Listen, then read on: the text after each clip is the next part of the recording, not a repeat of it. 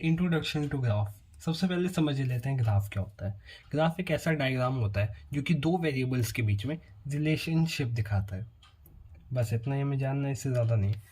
अब यहाँ पे हम फंक्शंस के बारे में बात करेंगे क्योंकि अल्टीमेटली हम एक फंक्शन का ही ग्राफ बनाएंगे। फंक्शंस को ब्रॉडली दो पार्ट में डिवाइड किया गया है, algebraic and non algebraic. Non algebraic को ट्रांसकेंडेंटल फंक्शन भी कहा जाता है। एल्जेब्रिक के अंदर हमारे और पार्ट आ जाते हैं, polynomial, rational function, irrational function and hybrid functions, जिन्हें पीस वाइज फंक्शन भी कहा जाता है। पीस वाइज फंक्शंस, इन्हें हाइब्रिड फंक्शंस भी कहा जाता है, जिनके अंदर मॉड्यूलस आ जाता है, सिग्नम फंक्शन आ जाता है, greatest integer function, fractional part, least integer. और इसके अंदर हमारे आ जाते हैं ट्रिग्नोमेट्रिक, इनवर्स ट्रिग्नोमेट्रिक,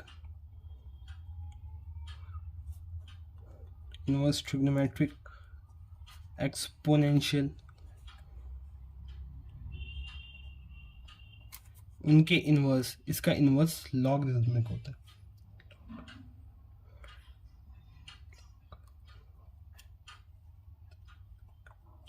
और उसके बाद हमारा आ जाता है ज्योमेट्रिक फंक्शंस। इनमें हमें सबसे पहले पॉलिनोमियल फंक्शंस के बारे में बात करना।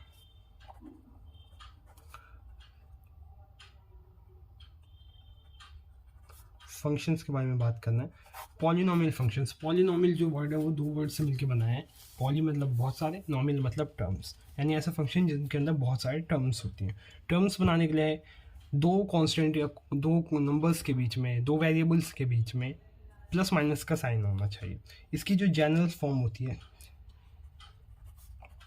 फॉर्म, वो कुछ इस तरीके की होती है, ए नॉट प्लस a1x a2x²। अच्छा, यहाँ पे x की पावर 0 है, x की पावर स्क्वायर, और ऐसे चलते an की पावर an इंटू एक्स की पावर n, ये इसकी जनरल फॉर्म होती है।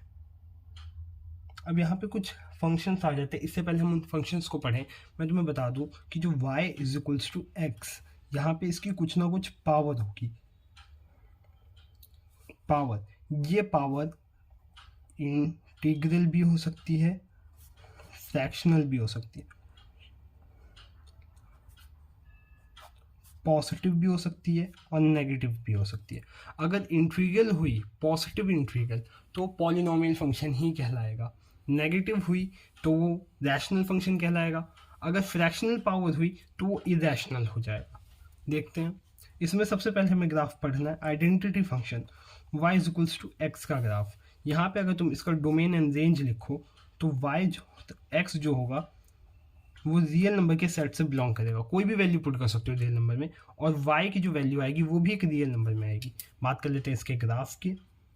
तो इसका ग्राफ स्ट्रेट लाइन होता है जो ओरिजिन से पास होता है और 45 डिग्री पे एंगल बनाता है पॉजिटिव एक्स एक्सिस के साथ। यहीं से हम ट्रांसफॉर्मेशन भी देखना सीख लेते हैं। अगर मैं y is equals to minus x कर दूँ, हमारे पास पहले यही फंक्शन था, हमने यहाँ पे माइनस कर दिया, मैंने क्या किया, x को नेगेटिव कर दिया है। तो आपको कुछ नहीं करना, अगर x नेगेटिव हुआ है तो y एक्सिस के अलोंग मिरर रखना है और इसकी मिरर इमेज बना देनी है। इसकी मिरर इमेज, जो पार्ट यहाँ है वो पार्ट यहाँ हो जाएगा, और जो पार्ट यहाँ है मिरर में वो पार्ट यहाँ दिखेगा। तो ये आपकी बन जाती है y is equals to minus x का ग्राफ, जो कि 135 डिग्री एंगल पे होगा पॉजिटिव एक्स एक्सिस से।